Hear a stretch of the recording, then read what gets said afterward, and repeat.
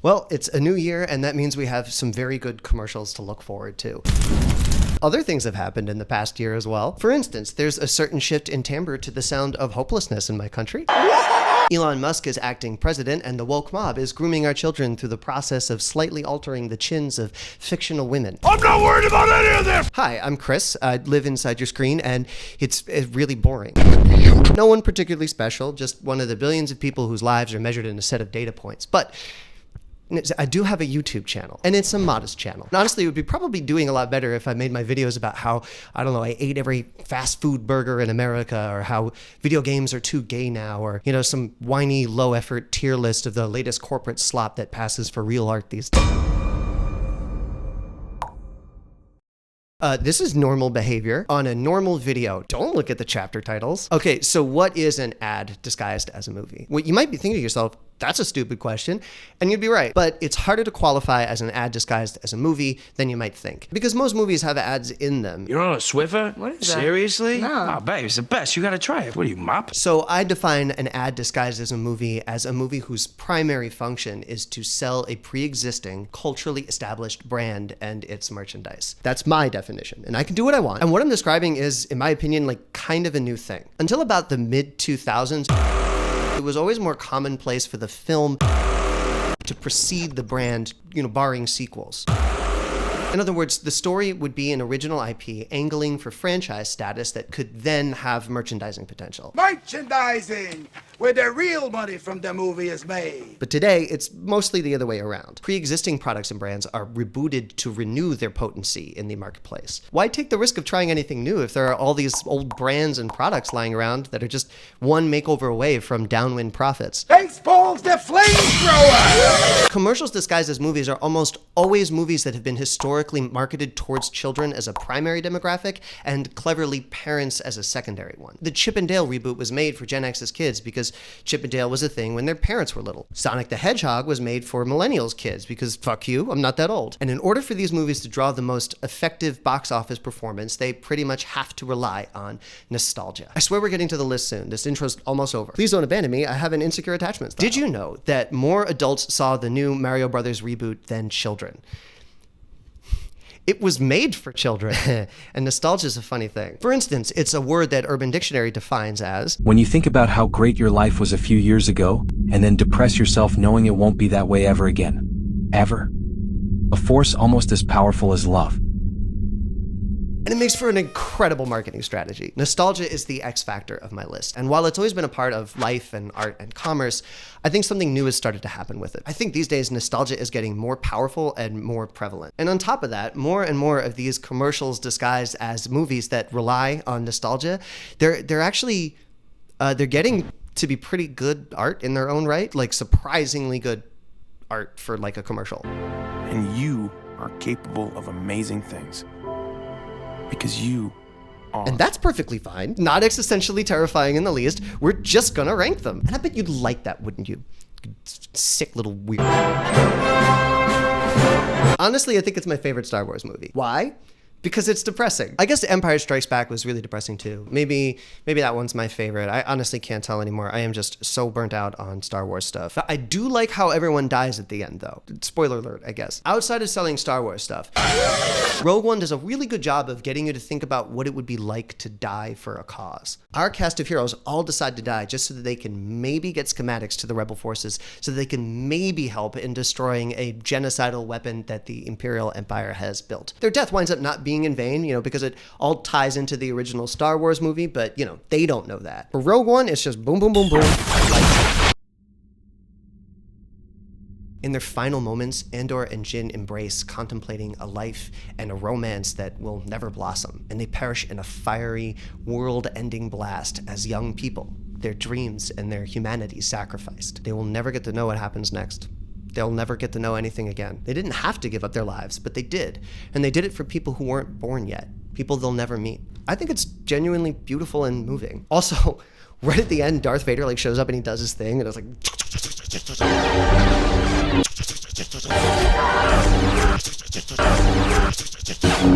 I literally squealed in theaters. It's amazing. It's awesome. And, all the death and rebellion and tyranny and sacrifice and historical allegories in this film, I mean, it really made me think.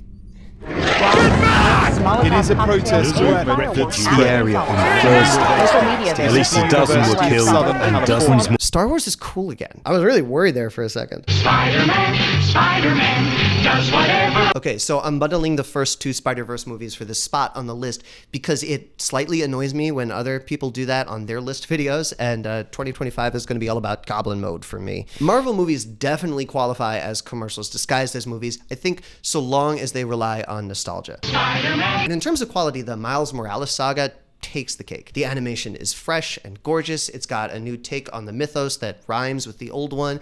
And the second film actually gets into some really profound territory. The first film really excels with regards to Miles' character arc. There's some classic beats, like his true power comes from within and it can only be unlocked until his father expresses his love, pride, and faith in his son. But the way that it's done just feels so effortless and natural and casual. And the multiple spider people act as a great reflection and foil for Miles' confusion over his own identity, which is also reflected in his two parents coming from different backgrounds, the fact that his dad is a cop, he wants to date a white girl, you get it. There's a lot going on with the kid. The second film kicks things into high gear. This is wild. Across the Spider-Verse can be read as an almost complete and total rebuke of the institution of policing. Suspect is armed. With what? I'm out of wax. Get down on the ground. Which is it? Hands in the air or get down on the You're ground? under arrest. Come you have on. the right to remain silent. You don't Anything understand. You say-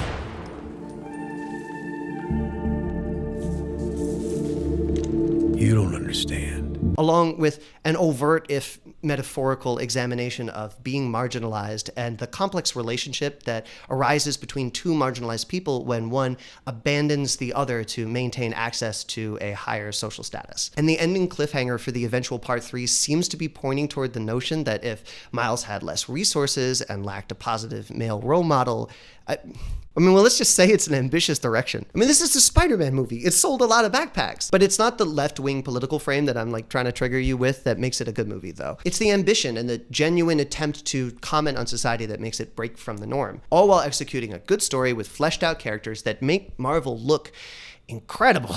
Marvel is woke now. I'm sure that controversy is not going to make them a bunch of money. So yeah, no notes.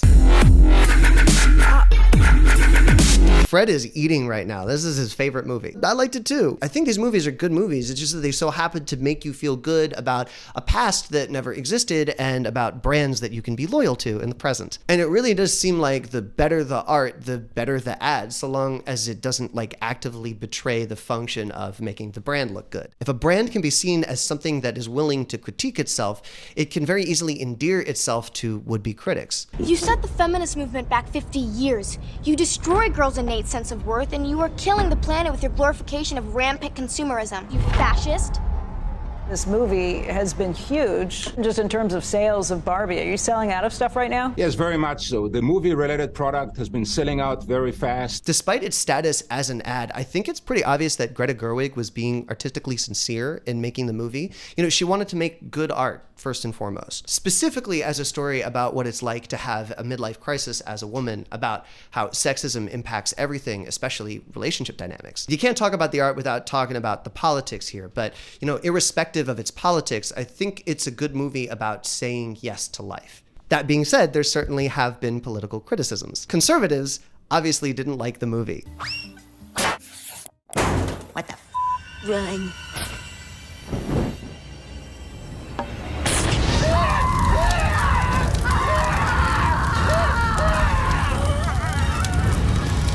That's really funny stuff, Ben. I'm not at all concerned about your feelings towards women. Coming from a different perspective, Barbie was also criticized for its lack of intersectionality and a pretty ghoulishly flip line about Native Americans. It's like in the 1500s with the indigenous people in smallpox. They had no defenses against it. It was yucky. It was super yucky. But what I'm most interested in is that the Barbie movie received the most criticism of any other movie on this list for being an ad. I literally just did that. Product has been selling out very fast. How can we accept the fact that it's like an ad that critiques itself as being an ad? Greta Gerwig has a response. Things can be both and. And I agree. Things can be two opposite things simultaneously. Like, maybe you think consumerism has reached a poisonous critical mass, and therefore you don't like the fact that more and more commercials are disguised as movies. But also, maybe some of those movies are really good and have something artistically compelling to say. So are those films bad or good? Gerwig famously goes on to say, I'm doing the thing and subverting the thing. Oh, is that possible? I guess with some stuff, right? Like, it's possible to critique something that you love while also celebrating that thing. But is it possible to subvert being an ad while still being an effective ad? Just want to give a quick shout out to this video's sponsor, Pound News. It's the only news app that will send a Sigma mail directly to your door to physically beat you while reading your Twitter feed out loud in a threatening tone. For just $6,000 a year, you'll get access to an unrelenting void of information as someone named Michael plays the marimba on your kidneys. This absolute unit of a Chad will be sure to forcefully remind you, in between beatings, that as an individual you're unable to adequately address the problems of the world, all while bathing you in a litany of disparate, horrific information about current events unconnected by time and space. In this way, Pound News is scientifically engineered to lead you to search for mental escape through entertainment, which is progressively looking to swaddle any meaningful artistic expression under the fabric of nostalgic intellectual properties. You know, so you can relive and even rewrite the past through critique of the present while never having to actually think about the future. Please forget all about the time when there were worldwide protests for racial justice, when the mask of capital slipped during a global pandemic. Please stop assassinating CEOs. They don't really like it. It makes them scared. He did it because he said this healthcare executive is presiding over a healthcare system which kills thousands of Americans by denying them cover. What would you say to them?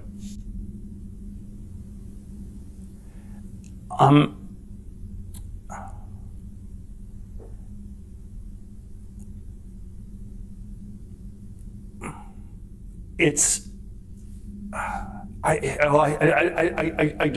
don't know what to say. And if you use the code ChrisWaves at checkout, Michael will also pee on you for free for the first 3 months. Pound News. Escape your social media bubble today. Okay, back to the video. This next one is gonna be a doozy.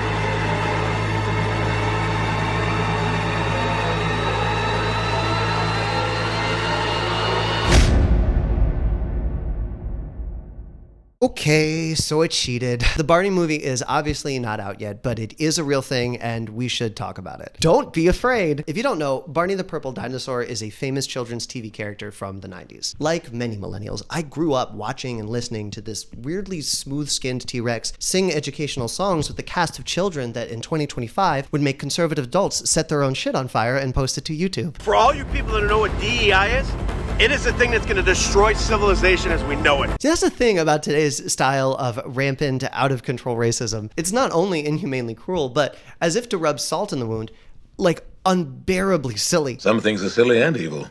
So the things I do. Anyway, Barney was a very big deal, but in early 2023, it was announced that Mattel Films' new Barney silver screen reboot will be marketed toward adults, co-produced and possibly directed by Daniel Kaluuya of Get Out fame. It's being pitched to investors as an A24-type film with a surrealistic style and tone to be inspired by the works of Charlie Kaufman, the man behind Eternal Sunshine of the Spotless Mind. Sorry. Being John Malkovich. Malkovich? And adaptation. Why the fuck are you wasting my 2 precious hours with your movie? I don't have any use for it. We're leaning into the millennial angst of the property rather than fine-tuning this for kids. It's really a play for adults. Not that it's R-rated, but it'll focus on some of the trials and tribulations of being 30-something, growing up with Barney, just the level of disenchantment within the generation. It would be so daring of us and really underscore that we're here to make art. When I get anxious, I feel it all over. Making a Barney movie about how my demographic feels disillusioned makes me feel disillusioned. Is that the movie? Is that what the Barney movie is going to be about? Obviously, at the end of the day, Mattel just wants their brand to look good. But at least for this property, the play is to capitalize on the intrigue of the juxtaposition between thoughtful adult art and a franchise for kids. And the only way to do that is to give enough creative control to artists in order to make the thing, you know, into reasonably good art, like how they did with the Barbie movie. Mattel executives are calling this technique nostalgia. Nostalgia. Like Barbie, Barney is actually part of Mattel's attempt at a cinematic universe, a prefiguratively fleshed out release schedule of over a dozen films based on toys. There's the Polly Pocket movie, written and directed by Lena Dunham. And Little Yachty is developing an action heist comedy based on Uno. There's also the gritty Hot Wheels movie with J.J. Abrams directing. And Vin Diesel will co-produce and star in the Rock'em Sock'em Robots movie. This Christmas, it's Rock'em Sock'em Robots. My block is knocked off. Obviously, they're all gonna be bad. But the Barney movie has the potential to be good, because Mattel wants it to be. I'd like to see a surreal film about the disillusionment that many of us feel today, told through the filter of a beloved children's show character that represented the optimism of the 90s and the false promise of the American dream. I'm one of the 9 people who loved Death to Smoochie. He slams the door, he stomps his feet, sends me to bed with zilch to eat. But my stepdad's not mean, he's just adjusting. So let me tell you why the Barney movie keeps me up at night. You really tinkle. Look, I like to tell myself that the format of the video essay is to over-intellectualize. I mean, that's how I sleep at night. But right now, honestly, I'm kind of sick of it. So instead, I'm gonna ask you to just reach inside yourself and acknowledge that you don't need a quote from some fucking French philosopher to understand that turning your art into a giant commercial for a product that relies on the glorification of your childlike state is a bad thing. I think it's bad. It's something unholy and gross, and I shouldn't have to get academic about that. And it's not the same thing as a movie competing against other movies on the market. It's not the same thing as using product placement to fund your movie, though arguably you could get so egregious with your product placement that your movie becomes a giant ad, in which case, welcome to the list, I guess. I guess I'll give you a quote anyway. I think Abby Hoffman said sometimes the only intellectually appropriate response is, fuck you. I'll say it once more for the back. I don't think that these movies I've ranked are bad, but if you follow the path of turning commercials into sincere art to its logical end, the next big movie on how powerful men will abuse children with impunity will be a Drake and Josh reboot, and rated PG-13. Maybe the new live-action Dora the Explorer film will delve into the brutal history of CIA intervention in South American countries, but you know, kind of both sides the issue. The Carmen Sandiego limited series will be a spy thriller that explores technocracy and the dangers of the surveillance state, an Amazon Prime exclusive, I'm sure. Why is any of this a problem? Because it's fucking condescending. You're an adult. You deserve films for adults, not a movie for the child in all of us. Art that doesn't keep you looking backwards, that doesn't tie whatever artistic beauty it has to a brand. And for the record, I don't blame anyone who likes these kinds of movies in a vacuum, because I like them too. That's kind of my point. I think the best lesson that you can learn from the success of any of these movies on the list is that there's a real drive and desire for creative and interesting work. And in our quest to satisfy that hunger, we readily accept whatever nostalgic marketing that comes along with it. So on one hand, people are just looking for something good. But on the other, I mean, let's get real. Sometimes the nostalgia itself is the appeal. Remember, it was mostly adults that watched the Mario Brothers movie. It's new! With looks and styles, new characters. Nostalgia is an emotion that becomes especially powerful when people feel that their future is uncertain, or they don't like their current situation, or, you know, they're generally unhappy. That's very useful for big studios and companies like Mattel to sell you the idea that their product was there for you when you were growing up, as a comfortable form of escape. That's not dystopian. Why would you say that's dystopian? So I think it's worth it to point out that toys didn't give you your imagination when you were a child, and neither did comics or cartoons or TV shows. If anything, they just essentially functioned as a writing prompt for your dreams. And that's what this is about.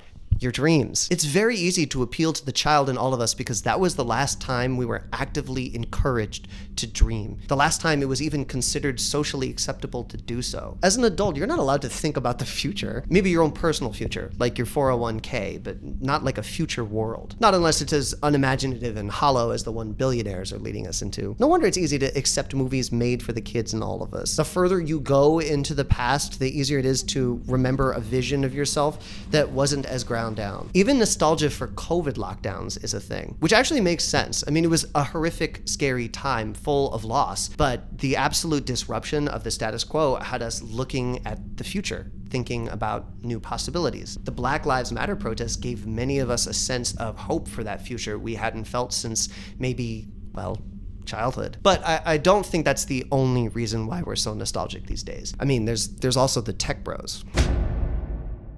So big movie studios have moved to the strategy of consolidating their annual budget and putting it toward 1 or 2 big tent films a year, rather than funding a bunch of mid-budget movies with modest returns on investment and then occasionally hitting it out of the park. And it's the same thing with major game studios, by the way. Why make something new when we can just keep making the same game with the same mechanics and the same formula year after year after year? Kiss the sky. Less people go to the movies these days, so when it comes to releases in theaters, everyone wants to be the one movie that gets your dollar. And that means relying on algorithmically tested, big spectacles that are family friendly. And it also means more and more branded films, name recognition to get you through the door, stuff from the past that's familiar. So that's why what we get is mostly sexless action figures cracking jokes in between big set pieces. Streaming, on the other hand, they make a ton of mid-sized films. And those films are approved by filtering all the available script pitches that Netflix gets through an algorithm, which is why so many of them seem so stale. The thing about algorithmic recommendation is that it's either recommending you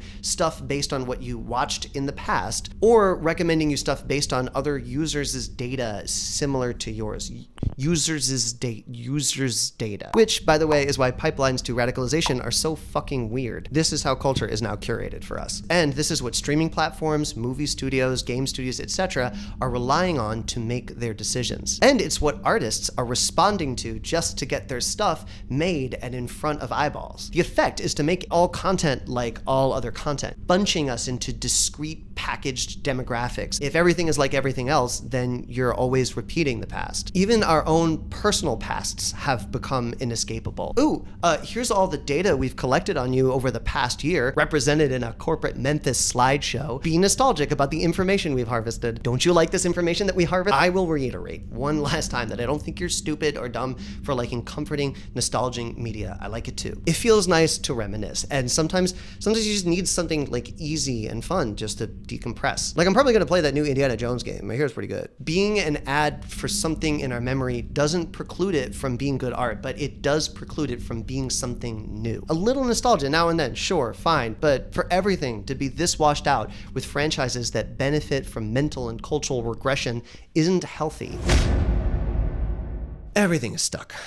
Everything is stuck. For my fellow very online people, doesn't it feel like we've just been doing reenactments of 2015 internet discourse on a loop? I actually think 2015 might have been the year that America froze. You know, we've had conversations about who to vote for, the efficacy of the electoral process, the morality of choosing the lesser evil every presidential election since then, but there are elections every year in the country, not every 4. So where's this discourse every November? Maybe some of us aren't having this discussion to move forward so much as they are nostalgically gravitating toward the conversation in the hopes of reliving, relitigating, and maybe symbolically changing the past. Older generations are still pearl clutching over Trump's indecency, lost in the nostalgic memory of a democracy that low-key never existed. It's always about where we're headed as a country, not where we are. You ever notice that? That's not forward thinking. That's pretending that the present is the future so you can always live in the past. Also, obligatory MAGA reference. And I guess we're just doing Gamergate forever now. Because at this point, half of YouTube is full of grifters yelling about how modern men and their games are being feminized and crying over wokeism that, and I can't stress this enough, doesn't really exist anymore. They're nostalgic for the thing they claim to hate. Girl boss feminism fell out of fashion almost 10 years ago, and they're still using the same old memes, the term SJW, and responding to talking points from the Me Too era. What that means is communism. And it's because they miss it. They're nostalgic for a time when they felt like an underdog with a clear and precise enemy to fight. Wasn't it great back when feminists attacked our male hobby?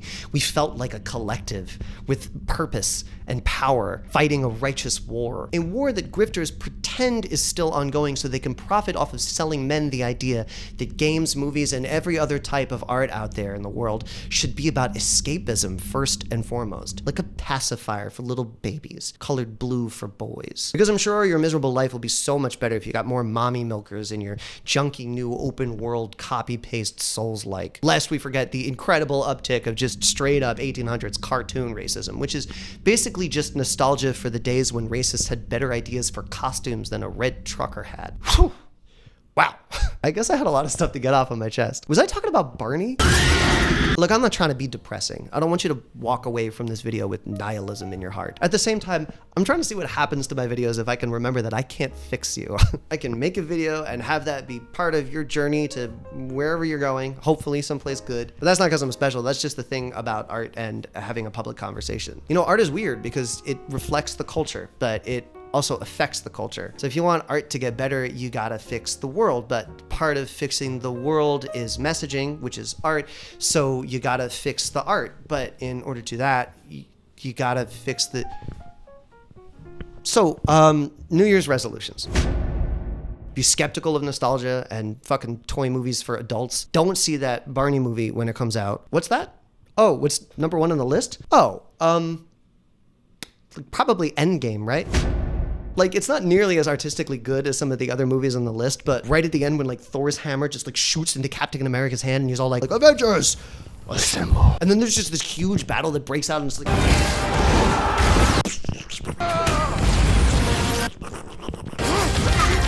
Like, as someone who is deeply cynical about how America sees itself as represented by Captain America, like even I got chills. So yeah, Endgame, great commercial. You know, making a video like this makes it really hard for me to tell you, like, so I have a Patreon.